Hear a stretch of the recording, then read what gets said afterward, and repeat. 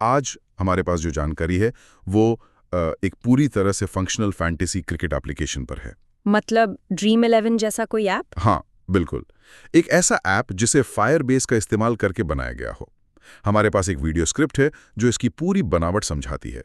Admin panel, user panel, wallet system, सब कुछ। तो चलिए इसकी गहराई से पड़ताल करते हैं। और जो बात यहाँ सबसे दिलचस्प है वो ये है कि ये कोई थ्योरेटिकल डेमो नहीं है। अच्छा। हाँ, ये एक असली लाइव फायरबेस प्रोजेक्ट पर आधारित है। तो हमें सिर्फ ये नहीं पता चलेगा कि क्या बनाया गया, बल्कि ये भी समझेंगे कि इसे क्यों और कैसे इस तरह से बनाया गया। हम एक असली दुनिया के एप्लीकेशन के पूरे लॉजिक को समझने जा रहे हैं। ठीक है, तो चलिए नींव से शुरू करते हैं। जब मैंने इस प्रोजेक्ट की बनावट देखी तो मैं सच में हैरान रह गया कि ये कितना सरल है। सिर्फ 3 मुख्य फाइलें हैं। एक एडमिन के लिए admin.html, एक यूजर के लिए index.html और एक rules.json फाइल। ये सुनने में छोटी लगती हैं पर शायद सबसे जरूरी यही है। बिल्कुल। और सारा का सारा डेटा ड्रीम नाम के एक फोल्डर के अंदर रियल टाइम डेटाबेस में रखा हुआ है। और देखिए, यही सादगी फायरबेस की सबसे बड़ी ताकत है। ये सर्वरलेस आर्किटेक्चर का एक बहुत ही क्लासिक उदाहरण है। सर्वरलेस मतलब डेवलपर को बैकएंड सर्वर या डेटाबेस मैनेजमेंट इन सब की चिंता करने की जरूरत ही नहीं है। बिल्कुल नहीं, एपीआई बनाने की भी नहीं। फायरबेस एक प्लेटफॉर्म के तौर पर ये सारी भारी भरकम चीजें जैसे real time database, file storage, user authentication, ये सब खुद संभालता है। मतलब एक डेवलपर को बस फायरबेस का वेब एसडीके अपनी एचटीएमएल फाइलों में जोड़ना है और एप्लीकेशन तैयार, कोई सर्वर सेटअप नहीं, कोई जटिल कॉन्फ़िगरेशन नहीं। पर क्या इसका मतलब ये भी नहीं कि आप पूरी तरह से गूगल के इकोसिस्टम में बंध जाते हैं? मतलब अगर कल को प्लेटफॉर्म बदलना हो तो? बिल्कुल, ये एक बहुत बड़ा ट्रेड ऑफ है। इसे वेंडर लॉक इन कहते हैं। आपको स्पीड और आसानी तो मिलती है, लेकिन बदले में आप एक खास प्लेटफॉर्म पर निर्भर हो जाते हैं। एक स्टार्टअप के लिए जो जल्दी से मार्केट में अपना प्रोडक्ट लाना चाहता है, ये एक अच्छा सौदा हो सकता है। लेकिन जैसे जैसे कंपनी बड़ी होती है, ये निर्भरता एक चुनौती बन सकती है। समझ गया। तो ये एक स्ट्रेटेजिक फैसला है। हाँ, चलिए अब उस जगह चलते हैं जहां से सारा खेल कंट्रोल होता है, एडमिन पैनल। सोर्स के मुताबिक एडमिन तो यहाँ का भगवान है। हाँ, कह सकते हैं। वो टीमें बना सकता है जैसे CSK या MI, उनके लोगो अपलोड कर सकता है, नए मैच शेड्यूल कर सकता है, मतलब पूरा ढांचा एडमिन ही खड़ा करता है। हाँ, लेकिन एडमिन की भूमिका सिर्फ डेटा एंट्री से कहीं ज्यादा है। वो पूरे गेम के अनुभव को डायलेक्ट कर रहा है। जैसे कि उदाहरण के लिए जब एडमिन एक मैच बनाता है तो वो उसका स्टेटस अपकमिंग पर सेट करता है। जैसे ही मैच शुरू होता है उसे मैन्युअली लाइव में बदलना पड़ता है और खत्म होने पर कंप्लीटेड में। और ये छोटा सा बदलाव यूजर पैनल पर दिखने वाली हर चीज को रियल टाइम में बदल देता होगा। बिल्कुल, तुरंत। और असली पैसा तो कॉन्टेस्ट में है। एडमिन ही तय करता है कि किसी मैच के लिए कौन कौन से कॉन्टेस्ट होंगे। 10 रुपए की एंट्री फीस वाला छोटा कॉन्टेस्ट या 1 लाख रुपए के इनाम वाला मेगा कॉन्टेस्ट। हाँ, कितने लोग खेलेंगे, कौन जीतेगा तो कितना मिलेगा, ये सब एडमिन के हाथ में है। और यहाँ एक बहुत ही स्मार्ट लॉजिक काम करता है। मान लीजिए एडमिन ने 100 लोगों का कॉन्टेस्ट बनाया, तो जैसे ही 100वां यूजर उसे ज्वाइन करता है वो कॉन्टेस्ट अपने आप बंद हो जाता है। हाँ, और ये फायरबेस के रियल टाइम डेटाबेस की वजह से ही संभव है। कोई ओवरबुकिंग नहीं, कोई कंफ्यूजन नहीं, हर यूजर के ज्वाइन करते ही डेटा तुरंत अपडेट हो जाता है। अब पैसों के कंट्रोल पे आते हैं। ये सबसे संवेदनशील हिस्सा है। सोर्स बताता है कि एडमिन किसी भी यूजर का वॉलेट देख सकता है और उसमें मैन्युअली पैसे जोड़ या घटा सकता है। ईमानदारी से कहूं तो ये सुनने में थोड़ा डरावना लगता है। बिल्कुल। अगर एडमिन का अकाउंट हैक हो गया तो? ये एक बहुत बड़ा रिस्क नहीं है। आपने बिल्कुल सही नस पकड़ी है। ये एक बहुत बड़ा रिस्क है और यहीं पर बिजनेस लॉजिक टेक्नोलॉजी से ज्यादा महत्वपूर्ण हो जाता है। मतलब? देखिए, सोर्स में जो सिस्टम है वो एक शुरुआती स्टेज के प्रोडक्ट के लिए ठीक है।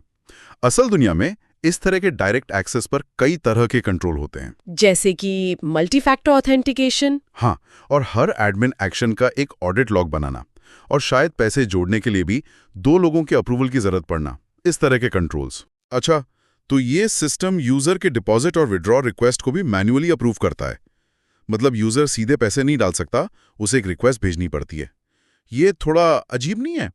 आजकल तो सब कुछ इंस्टेंट होता है। ये अजीब लग सकता है, लेकिन ये एक जानबूझकर लिया गया फैसला है।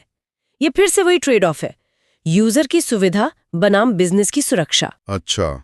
एक ऑटोमेटेड पेमेंट गेटवे को इंटीग्रेट करना महंगा और जटिल होता है, साथ ही उसमें फ्रॉड का खतरा भी होता है। ये मैनुअल अप्रूवल सिस्टम भले ही धीमा हो, पर हर ट्रांजैक्शन को वेरीफाई करने का मौका देता है। और भरोसा बनाने में भी मदद करता होगा, खासकर जब प्लेटफॉर्म नया हो। बिल्कुल।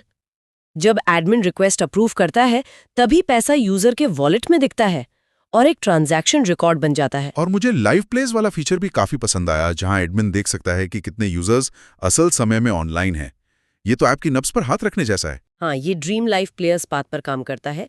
जब भी कोई यूजर ऐप खोलता है, उसका एक रिकॉर्ड यहाँ बन जाता है। ये दिखाता है कि फायरबेस का रियल टाइम नेचर सिर्फ गेम प्ले के लिए ही नहीं, बल्कि एनालिटिक्स और मॉनिटरिंग के लिए भी कितना शक्तिशाली है। चलिए, अब खेल के लॉजिक पर आते हैं। फैंटेसी क्रिकेट का असली मजा तो पॉइंट्स कैलकुलेट करने में है। एडमिन पैनल में इसका भी पूरा कंट्रोल दिया गया है। हाँ, छक्के पे कितने पॉइंट मिलेंगे, विकेट पे कितने, ये सब एडमिन तय कर सकता है। और सबसे अच्छी बात यह है कि ये डायनामिक है। बिल्कुल, ये लॉजिक ऐप के कोड में नहीं, बल्कि डेटाबेस में ड्रीम पॉइंट सिस्टम पाथ पर रखा गया है। इसका फायदा ये है कि अगर कल को क्रिकेट का कोई नया नियम आ जाए, जैसे इम्पैक्ट प्लेयर का, हाँ बिल्कुल, तो एडमिन को सिर्फ डेटाबेस में कुछ वैल्यू बदलनी होगी, पूरे ऐप को अपडेट करने की जरूरत नहीं पड़ेगी। ये सिस्टम को भविष्य के लिए तैयार रखता है। ठीक है, तो मैच खत्म हो गया, अब रिजल्ट की बारी। क्या एडमिन को हर यूजर का स्कोर खुद कैलकुलेट करना पड़ता है? अगर हजारों यूजर हुए तो ये तो असंभव है।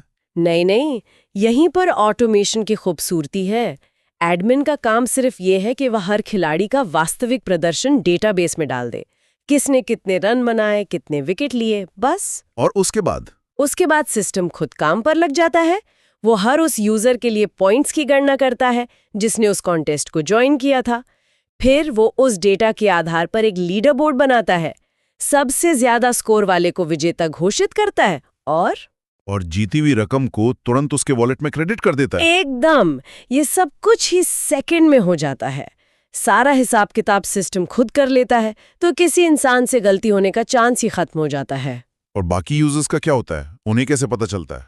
तो जैसे ही यूजर अपना माय मैचेस सेक्शन खोलेगा, उसे तुरंत दिख जाएगा कि वो जीता है या हारा है। तो एडमिन ने तो अपना काम कर दिया, पर एक खिलाड़ी के लिए ये सब कैसा दिखता है? मतलब यूजर का एक्सपीरियंस कैसा होता है? यूजर पैनल को मोबाइल फर्स्ट अप्रोच के साथ बनाया गया है।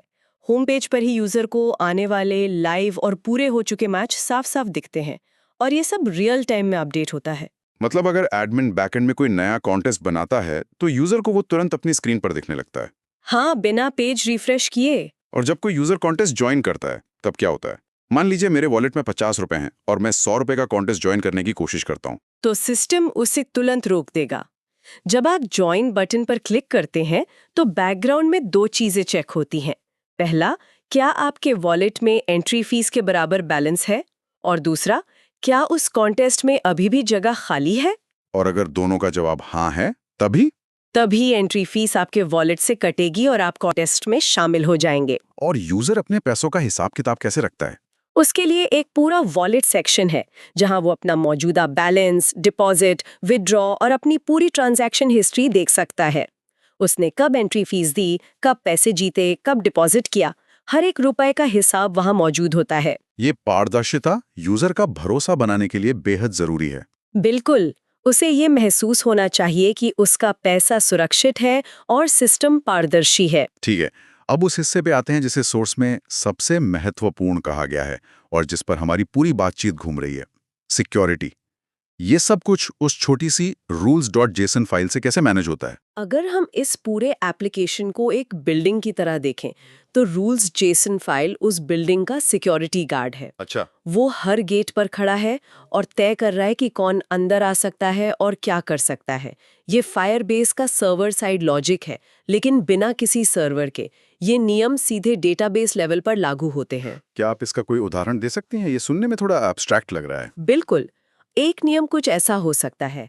एक यूजर अपने वॉलेट की वैल्यू, वॉलेट बैलेंस को सिर्फ पढ़ सकता है, उसे बदल नहीं सकता। मतलब कोई भी चालाक यूजर ब्राउजर के कंसोल में जाकर अपने वॉलेट का बैलेंस 100 से 10,000 नहीं कर सकता। कर ही नहीं सकता। डेटाबेस उस रिक्वेस्ट को सीधे रिजेक्ट कर देगा।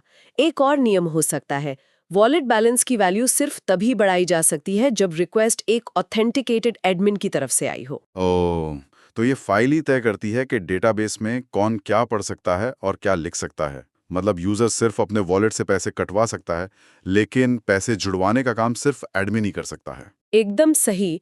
इन नियमों के बिना ये पूरा सिस्टम ताश के पत्तों की तरह ढह जाएगा। मैंने एक प्रोजेक्ट पर काम किया था जहां शुरुआती दौर में सुरक्षा नियमों को ठीक से लागू नहीं किया गया था। और क्या हुआ? एक यूजर ने जावास्क्रिप्ट कंसोल से अपने वॉलेट में पैसे जोड़ लिए थे। वो एक बहुत बड़ा सबक था। इसीलिए ये rules.js फाइल इस एप्लीकेशन की आत्मा है। ये तो वाकई बहुत मजबूत सुरक्षा है। तो अगर हम इस पूरी कहानी को एक साथ पिरोएं, तो फ्लो कुछ इस तरह बनता है। एडमिन मैच और कॉन्टेस्ट बनाकर स्टेज तैयार करता है, यूजर आता है, कॉन्टेस्ट ज्वाइन करता है और उसकी एंट्री फीस कट जाती है। मैच खत्म होने पर एडमिन सिर्फ खिलाड़ियों के स्कोर अपडेट करता है और ऑटोमेटेड सिस्टम विजेता ढूंढकर उसके वॉलेट में पैसे डाल देता है। पूरी तरह से स्वचालित फैंटेसी सिस्टम। तो ये था फायरबेस का उपयोग करके एक फैंटेसी क्रिकेट एप्लीकेशन बनाने का एक विस्तृत खाका। हमने एडमिन और यूजर पैनल से लेकर वॉलेट सिस्टम और सबसे जरूरी सुरक्षा नियमों की गहराई को समझा।